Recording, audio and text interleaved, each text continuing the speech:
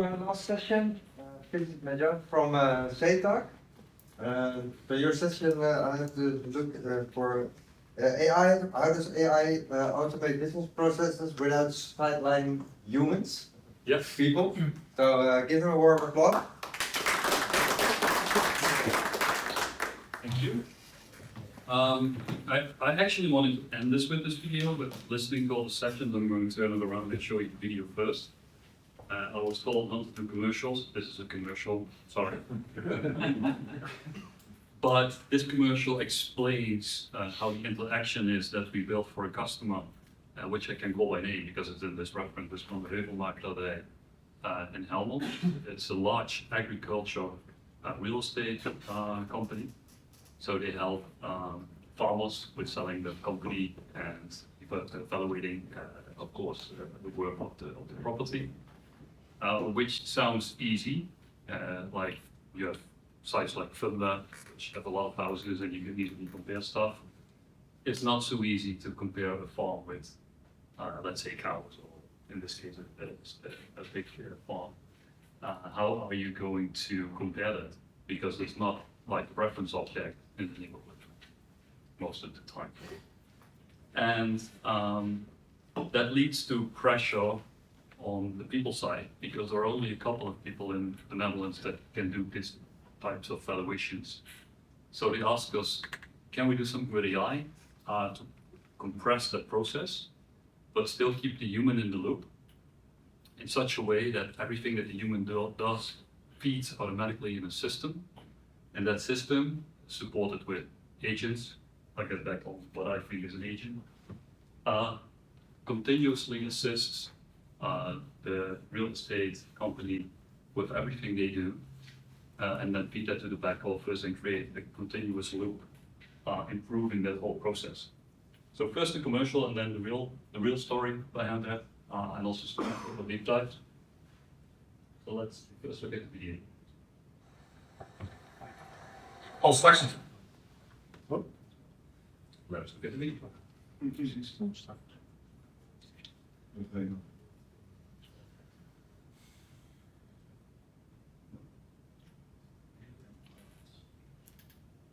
Die Wi-Fi niet.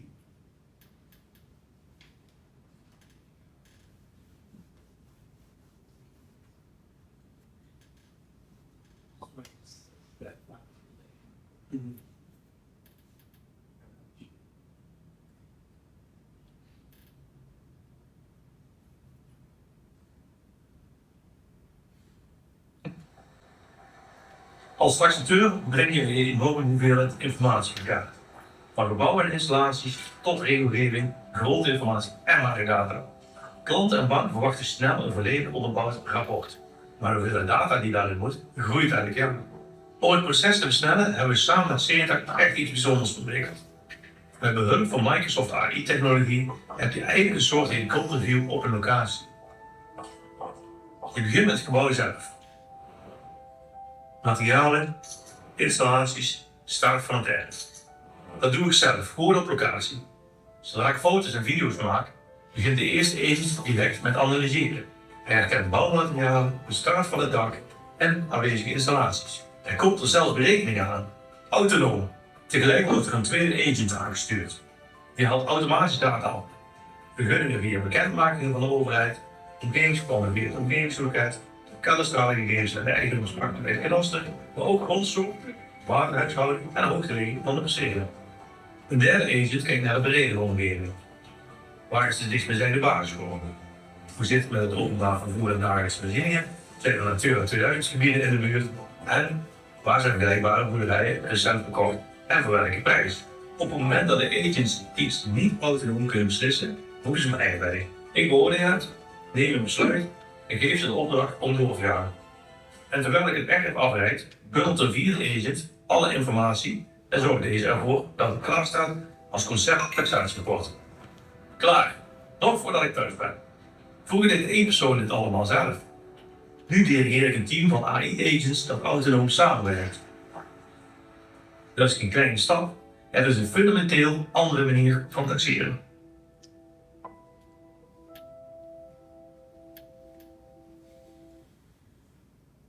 So I didn't count, but I heard the word agents 1,000 times, I think. And of course, when you talk about an agent, everybody thinks like, okay, that's a magic button that I press, it's a black box, and then in the previous presentations, we saw how difficult it is to get deterministic output. Almost 80% of this whole case is purely integration, because I need to talk to Cadastra, I need to talk to all kinds of systems. That's purely integration stuff to give the AI all tools and the information that it needs to get going. Even the thing that you see, Frank in this case, that's his name, taking the pictures and then uploading that into a system, that's a form of integration, because those images, of course, needs to be analyzed properly, needs to be categorized, etc., labeled, all the things that need to happen. So it's a large integration case, and then on top, we lay out that AI perspective. Not to downplay it too much, but that's a very important aspect that keeps coming back.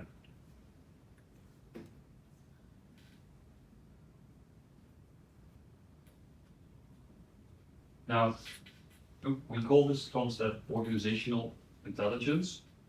And most of the time, if you work with Claude or with GPT or Gemini, that's most of the time one-to-one. You ask the AI something and it responds. Or you put it in a flow, as we just saw. You give the AI some context and it works for you in a certain process. And what we did here, because all that integration was put together in one big platform, we now name it organization platform, intelligence. And platform is key here. It's so difficult to do this at scale that if you would do it, not given the large enterprise companies, but if you do this for small, medium business, so let's say 250 to 500 users, employees, companies, it would be way too expensive to do this custom each and every time. So if you build this into a platform, that also links back to integration. Things like API management, logic apps, Azure functions, all those things are very well known to you. That is something that we lean on heavily. So this was all built on the Azure platform, PaaS as SaaS. So we don't do any custom stuff with that. And that makes it more scalable. And with scalable, I mean truly this. You can be live in hours and then start utilizing it. Partly because Azure is beneath that, but secondly, because everything that we can provision into the tenant is already built once and be used many times. And I'm going to show you how that looks like from a technical perspective. Still a lot of commercial stuff, sorry, but I needed to do this to explain the background of the platform. So how do we get from orchestration to actually execution at the agent level? The orchestration part is the business process. So we sit with the customer, in this case, we learn how the customer works. Not from a code perspective, but literally how the customer works. We ask him to write documents in human language. As a user, I do this. As a user, I take a picture. As a user, etc. Because that's absolutely the best way to learn an AI what to do. Most people think that you can program an AI. You teach the AI by giving him examples. That's the best thing that you can do.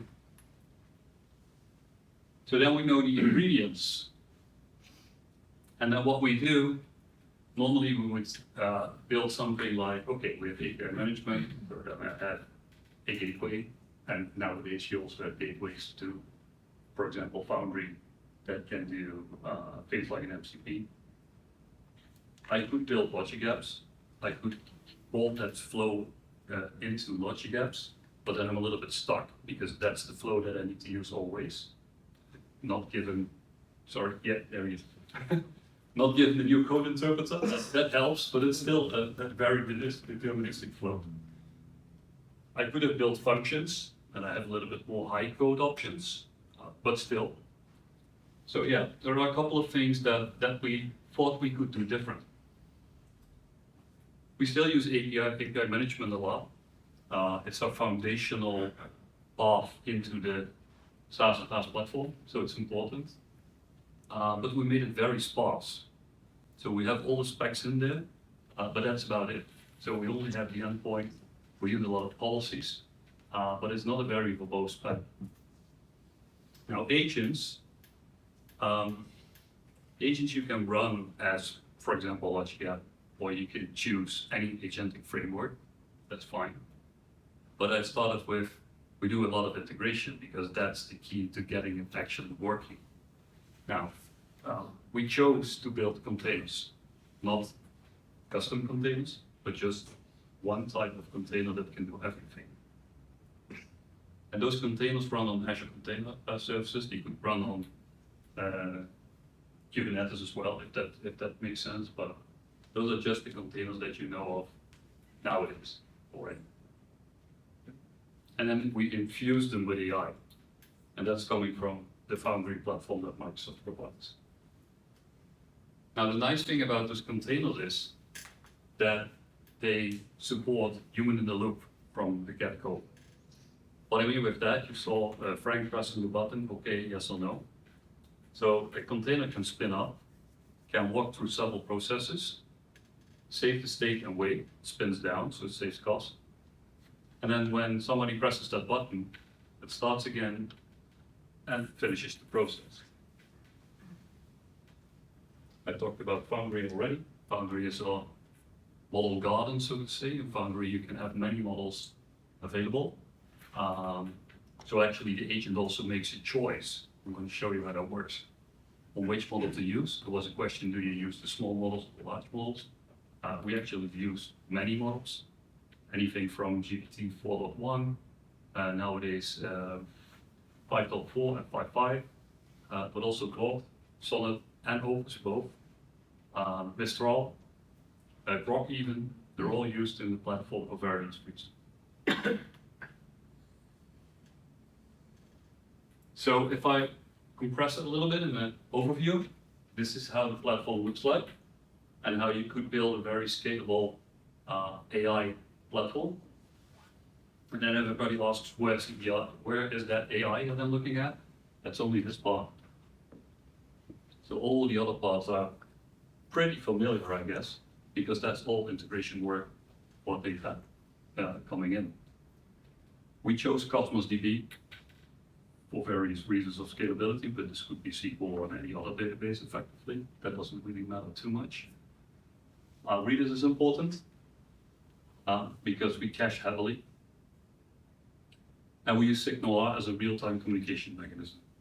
So for the pushes that Frank gets on his tablet that you saw pop up, I need to do something, that's all SignalR technology. And then you see if you leave the AI part and take that out of the picture, that this is effectively all just integration work. Without all this, and then of course, especially the data that's in this layer, the AI doesn't know anything what to do. It is just an empty model that really has no clue. Now, if you translate that, we thought different about an agent. You can programmatically hand over context from agent to agent. And I see many people trying to do this with prompt-based agents. That's why I liked your presentation, because you made it much better. If you demonstrated it even, if you try to prompt your way out of it, it will always be non-deterministic. And it will never be the same. So we said, what if we make this more loosely coupled from a concept? And I give you first a non-technical part and then a more technical thing.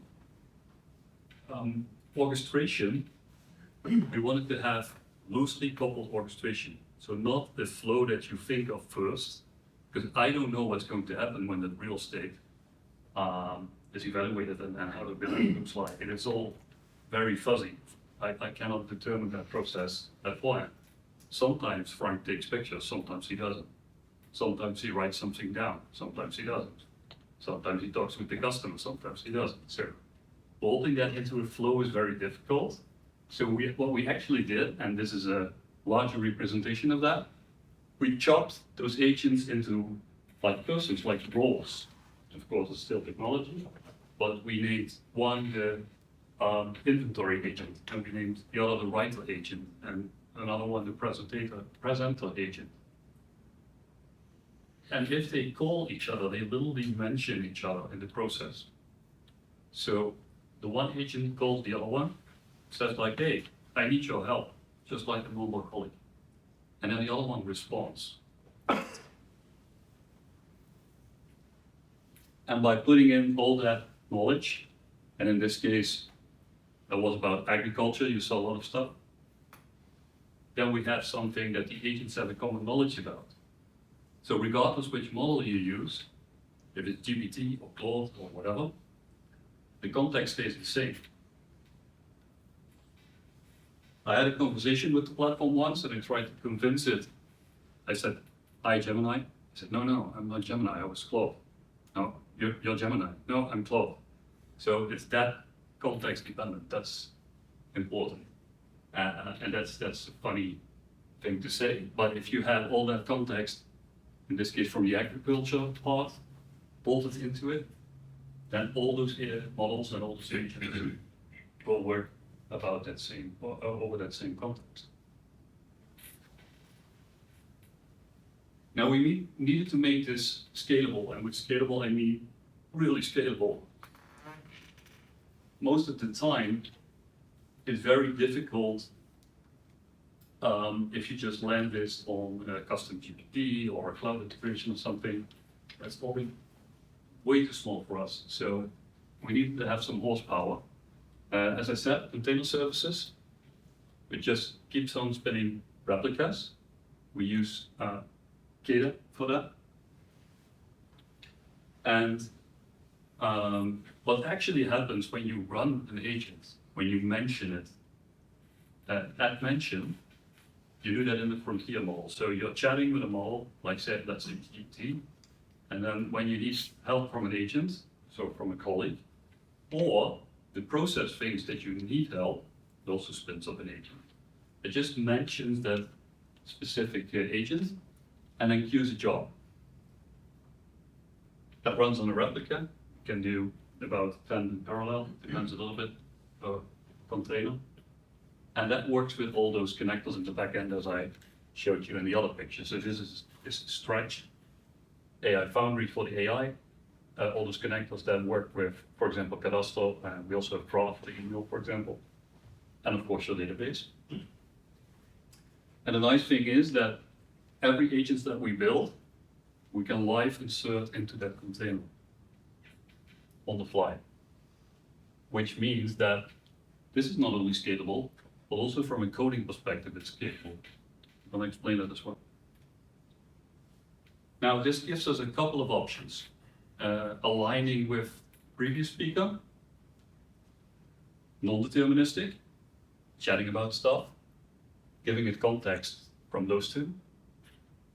If you remove this one, we can do fully deterministic with high code against those connectors, just REST APIs, for example, or talk to the database. And then also in a hybrid form. Because the problem with non-deterministic versus deterministic is this. If I would just use one model, let's say GPT or Gemini, and give it a lot of tools or a lot of prompts and a lot of info, it starts to trip. So if you work with Visual Studio Code, like the first presenter did, you actually get a warning at the top of your screen if you use too many tools and too many integrations. The model just can't comprehend that anymore because it runs out of context. Now what you also will see that it starts hallucinating. If I ask for an address, it starts to do a cadastral lookup because it thinks that is also something related to an address.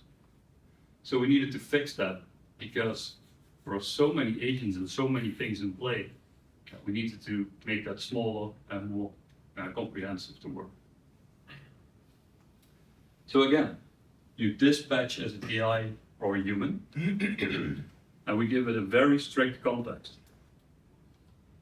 The dispatch can be AI-driven or deterministic again.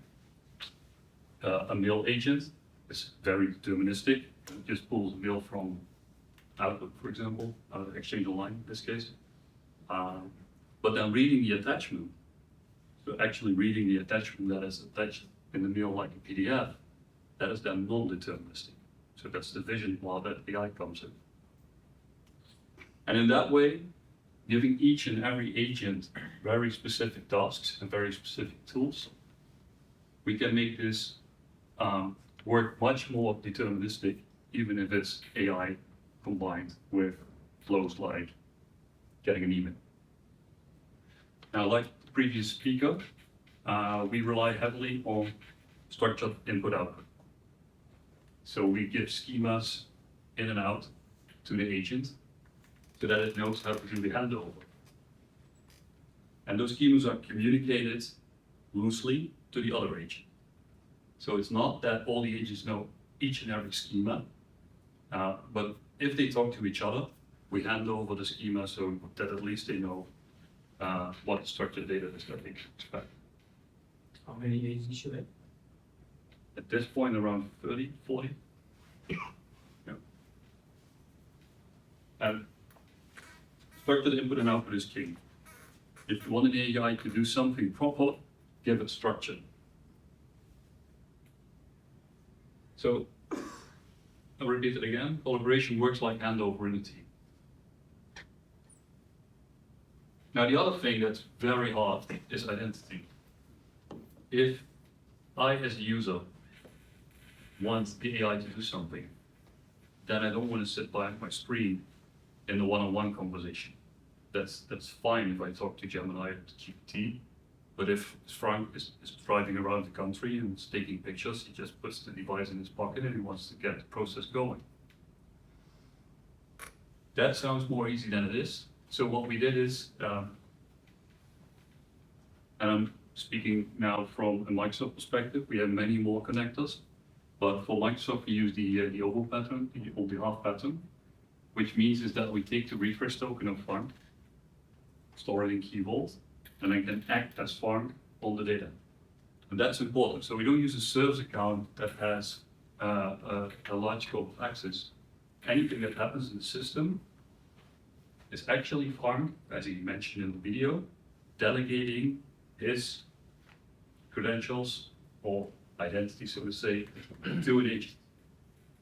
And that also gives us the auditability and the governance, because we can see that the agent is doing this as Farm.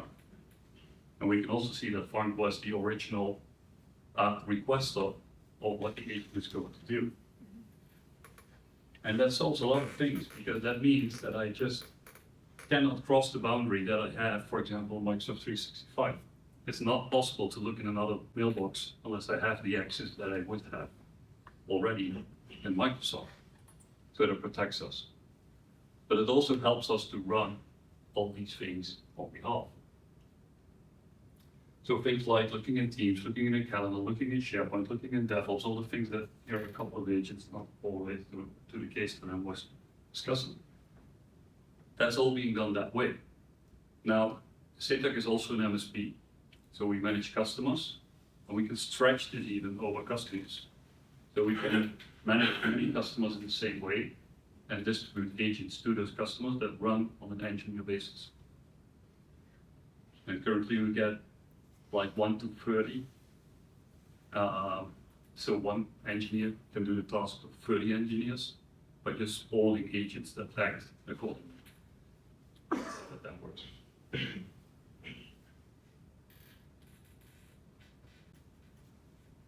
Now, this all needed to comply, as we all need to, with the AI Act, which forces you, if you do destructive or critical transactions, and in this case, real estate and evaluation and working with a bank is a critical transaction, so you need to have human in the loop, and that's where the state process comes along again. So the agent, look, there he is thinking and doing and all the other things that it needs to do. But at some point, it needs to ask Frank, is that true or not? So this is the part in which you saw in the beginning of the presentation. It just pauses the execution, keeps the full state in Cosmos, spins down the container, waits until Frank responds, spins up the container, in this case approve the report, pay the invoice, whatever. New container spins up, knows the state, because that is across, because of customer and readers, resumes, and doesn't work again. Sounds trivial for anyone in integration, but we also keep the state of the AI. So the context of the AI travels with that, which means that if I do pause here and I resume the next day, then GPT knows what happens here. It can just continue. That's very powerful.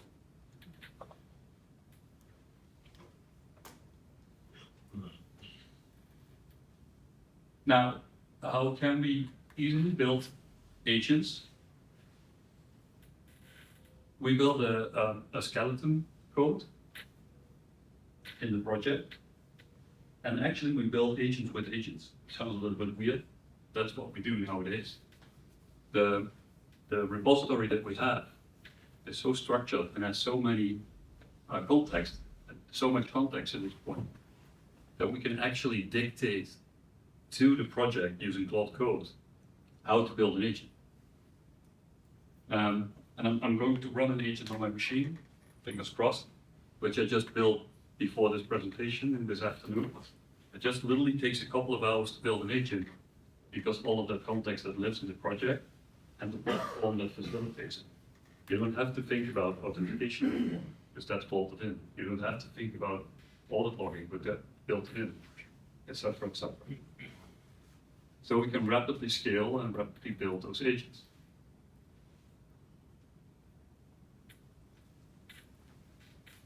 So in this case, for the real estate stuff, email comes in, mostly from the bank, asking for an offer. Then that's being picked up, that's being classified, and it comes in various forms. So it comes in an email body, it comes in a PDF, it comes in an image, various things. But that's why we need AI to classify that. But when it's classified, it's structured again, because we use then a schema to define how that should look like, and then bring it to the next stage. Creates a case, assigns the owner, etc. Now, if that's done, then we start finding stuff in Cadastro and all the other things that it needs to have. When that's all done, then we draft a report. Very compressed, some steps in between, and then in the end, an invoice and dispatch. So this is practically, again, I think 80% integration, but the trick is in the handover. Because if I have this, I don't have anything until somebody tells me what's in that PDF. But that's the thing that AI adds to it. If I draft a report, that's also something that AI does. That's a lot of work for the back office currently. You literally have to write a lot of stuff.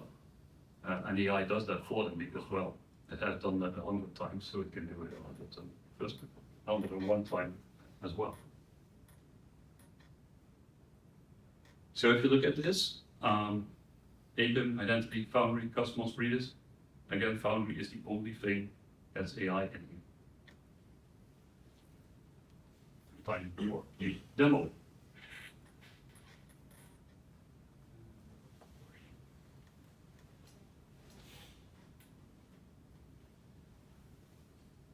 So I transformed the agent a little bit so that it could run literally in Visual Studio Code locally, so you can see how this works. So this is not running in data, just literally running on my PC. And what this is going to do is create a PowerPoint. Again, it sounds trivial, but it's not doing that only with code. Normally you would get a PowerPoint, you can extract that, it's like an XML format. You can read it, very deterministic, but that doesn't tell me anything about the design of the PowerPoint. Is it pixel perfect? Is it looking okay? So what I'm going to do with this agent is take a PowerPoint template, extract it into that XML format that code likes to work with, but then I'm going to create pictures, images out of the slides of the template, and let AI with vision reason over what it looks like. Make a description structured out of the images so that it knows which template has which slides. Then let it build a presentation and then let it do feedback loops on that generated presentation until I'm happy. Let's see if it works. Just build off the press. Yay. So it's loaded the template, CTech PPT template Netherlands, fine. And it found 33 layouts. So apparently there are 33 different versions of slides in this template. And now you're seeing that it's doing a vision pass. So it's going to use GPT 5.4 in this case to literally first render those things to GPEG, sorry. And then GPT is going to look at the JPEG files that it created of those slides. And then you will see what happens next. It takes a little bit of time. Because that's the only way to actually know what's on a slide and what it looks like.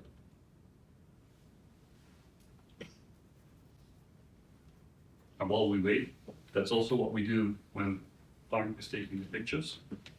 We could actually see many of the robots that they use, for example, in the stables. Those are all of the same types. So an AI is capable of identifying, oh, that's a robot of that type, approximately that age, and it helps in evaluation. So that's a similar pattern.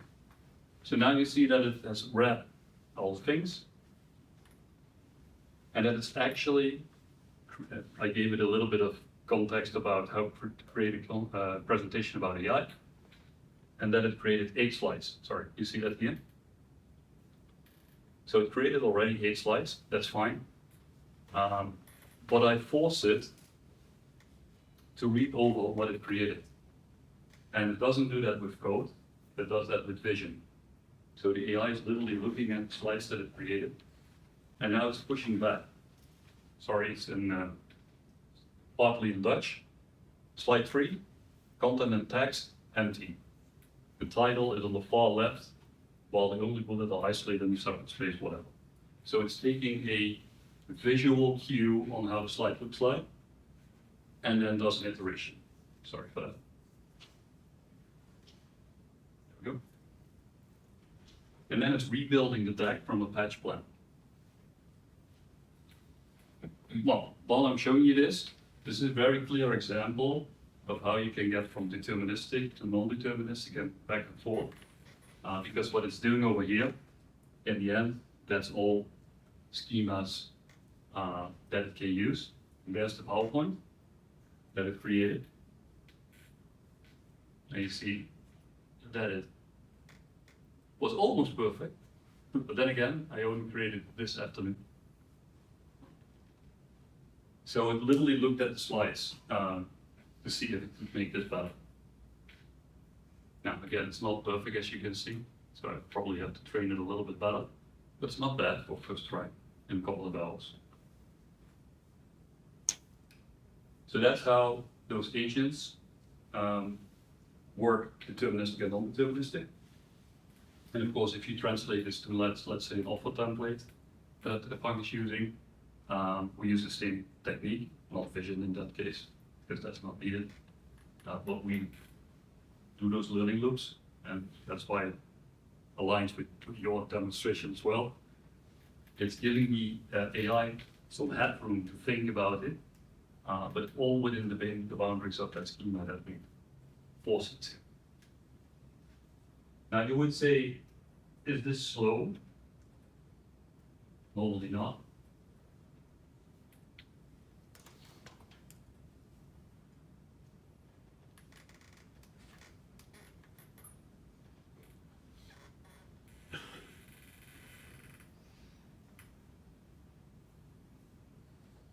So I had a conversation over here, and here you can see that we actually see them as colleagues, because you can add people into the mix as well. If you only have 2 colleagues in here now, AI colleagues, very low, but it can create pictures of rocket science. It can search, but now something interesting. It did a search and it created a picture. And that's being injected into the context of the AI. And this is the same principle we use in the real estate case, when people take a picture or when some context comes in by typing or speaking into the system because it also supports voice, and it starts building up that context automatically. So that's doing the same thing over here. And then I'm asked, get some integration, get some details. In our system, what do we have about integration? Apparently we have something in our documentation. There you go. Makes sense. This feels like one chat, but it isn't. These are the agents back and forth, containers spinning up on the background and all those things. I can even send them to myself, as you can see. And the way this works is you literally mention them as colleagues.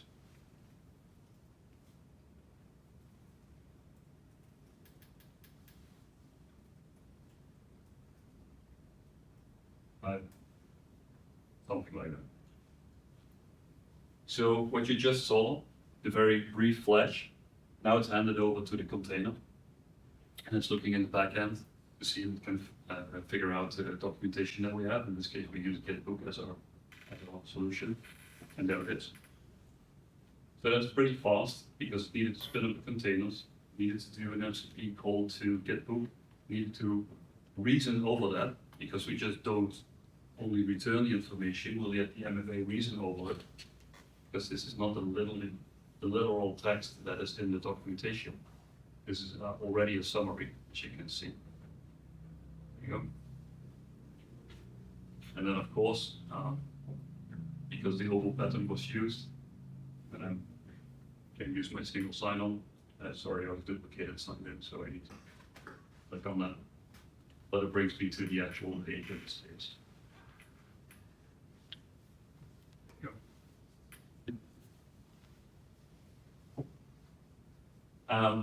And this makes it much more powerful than just one LLM that can teach you a lot of stuff. Because each and every container is your little integration factory source. And you can even pop in the logic gaps if you want to, or Azure function, because that's completely agnostic. That we like to use containers on Azure Container Services, that's all fine. But this makes it much more powerful to do the things that you want to do for a customer.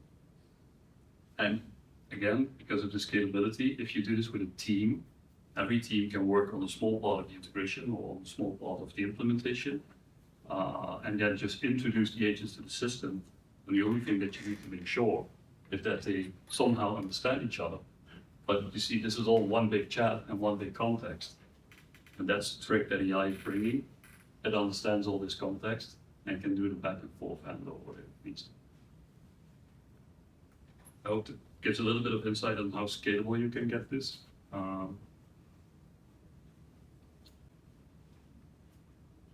Questions? You have a lot of agents, and those work with different IE models. Yes. How did you decide which one to use for which agent? Sometimes we use the router, the same concept. Sometimes we just determine that based on our expertise and knowledge. Sometimes we just ask Bob. If a new model comes along, then you change the. Yeah, no, that's a good question. We have a model map in the product, which allows us, and that is also mainly because this is built on Foundry, because that allows it as well. Here you see the models that I have available now at this point. Those model maps are centralized in the product. So if, and that happened a lot of course, so if GPT 5.2, 5.3, 5.4, now 5.5, we only have to upgrade one section, and then the whole product knows about the new model. That's essentially how we do that. But the nice thing about this is, I can literally switch between all of these. The context stays the same. So if I ask anything on Gemini, it will reason over this the same as I ask it on Claude. And of course, this is on the front end, but on the back end, we do the same.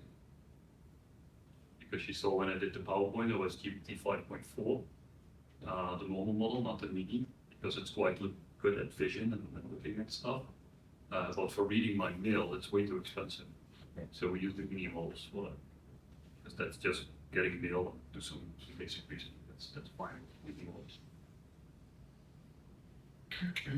We save the context in the cost management. Yes. Yeah. Any references from MIUG or is it produced in each, you know? It is in Cosmos, but that will be too slow and too costly to have everybody just handling Cosmos. So we keep staying with Venus as well. Maybe sure. Yeah.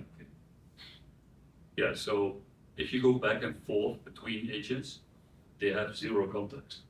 So they look up to Redis, Yeah. which has the shared context, and that then brings it across again. Every step creates a new cache. Yep. Yep. Then can be used. Okay. Yeah. But you get many hits then on the same cache. I mean, for instance, every step delivers something else. So Yep. Yep.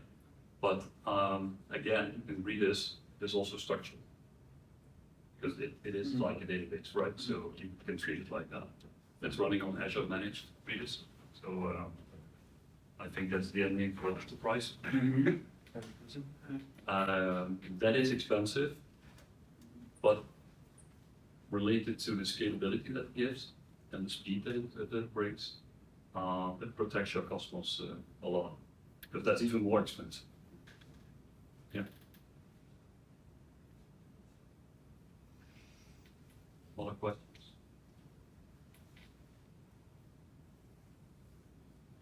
I have one for you. What do you use inside the containers when you do it? Is this semantic kernel or something else?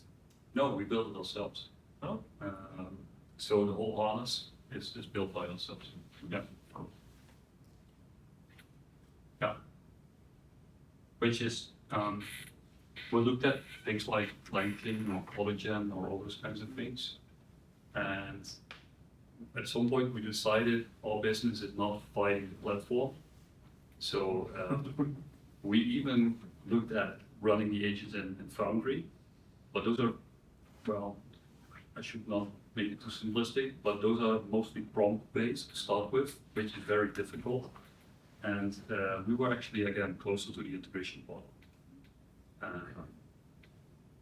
Effectively, if you build an agent, you try to run it first manually without even sometimes having the model in between, and then add that on later to replace some parts of it. On the other hand, there are agents that have the time, the capability to reason more, like generating an image or generating music, or those things are in there as well. And also generate a song.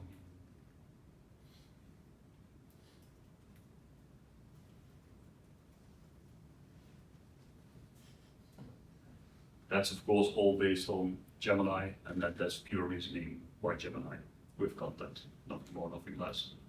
But this, in the end, is MCP, because if you can look at MCP, that's nice to use, it's easy.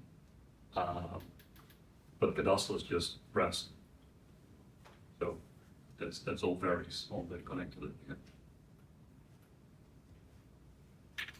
Can you tell us something about how you build it? So would say the developer experience side of things. So how did you create it? That's a All good these question. integrations? Yeah. Did you use AI to Yeah. to use APIM or to Yeah. develop? Absolutely. That's a very good question, actually. Thanks. Because that's the most difficult thing to do if you work with a team. How are you going to scale using AI to build? Everybody can use Claude Code and then it generates beautiful applications, and you probably, well, you guys know, but most people don't know what they built then at some point. So how do you bring that as a team to production? So we lean in heavily on spec-driven development. And that's more than just the plan in Claude Code. It's similar, but way more extensive. In this case, this is GitHub Spec Kit. It's one of the products that are available. There are many more nowadays.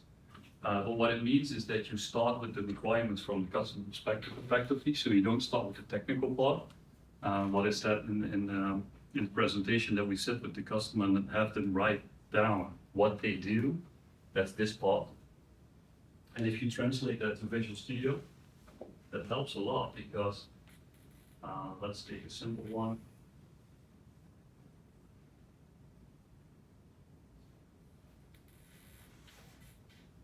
It all starts with a plan, always. Yeah. And that's well known from Claude Code, right? So it writes a plan just literally by asking you. So in Visual Studio Code, you start typing, I want this, and then, okay, it says, okay, I don't understand you, etc., etc., etc. And in this case, it was about language. Fine.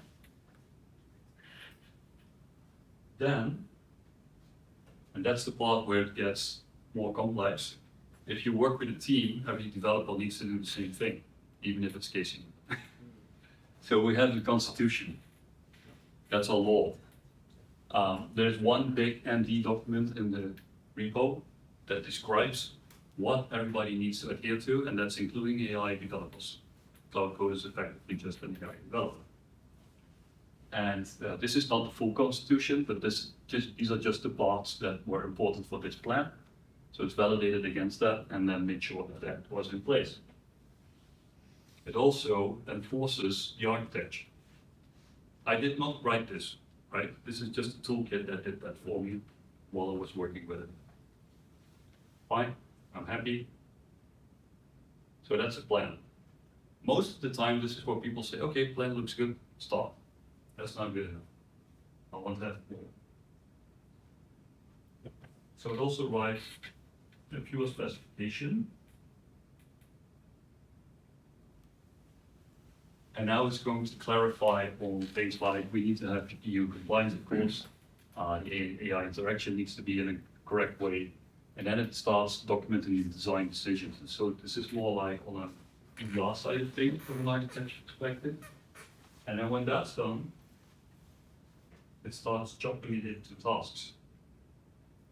And this is where it gets nice for the team, because this very much looks like a DevOps or a agile-like approach, right? So you see the phases, then you see the tasks that you can check and work through. There's even a connector that brings this to DevOps, for example, so that it fills your backlog automatically. And this makes it scalable for a team, because now we can divide this over the team. Of course we don't, because we feed this into the AI that builds them automatically, but that's the next one. The nice thing about this is, because you make it so small and so, that's the reward again, deterministic, that AI can almost not drift from the task that it's given. Because the task is that specific that it's even for creative Claude very difficult to deviate from that. If I tell update source app layout, TXX, etc., etc., what can you do wrong, right? I mean, that brings a lot of quality into the product. And then what it also does then, if it's done, it audits itself if it did the task according to the specs that it was given. I see a lot of specs here, not all of them.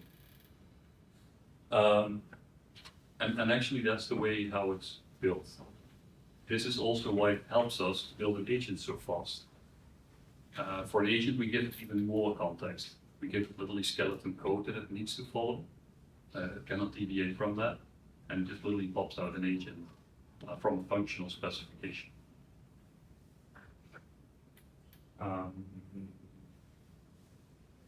So yeah, that's effectively. So this is open source, of course. A really nice tool to sort of try out. Works with Claude, works with GPT, as in GPT, the Copilot version of it. So yeah, it's agnostic to the framework that you're working with.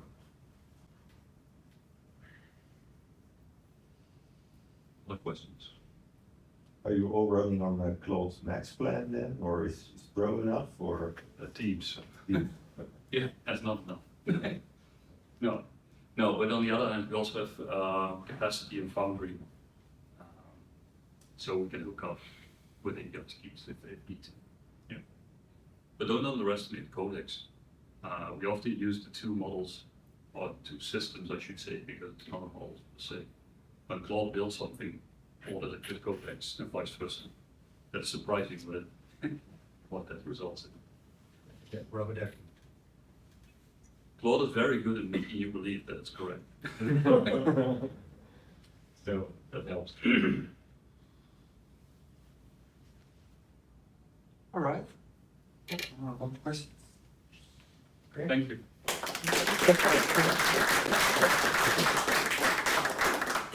Okay, so we've come to the end of the event. Great to have you here. I want to thank all the speakers and also Emil for organizing the evening here. So give him an applause. So for our next MIUG, we'll probably around autumn at Coded in Utrecht. I don't know the date yet, but just follow us on LinkedIn and you will see it. So that will conclude the evening. Have nice drinks in the bar and have a nice evening. Thank you very much.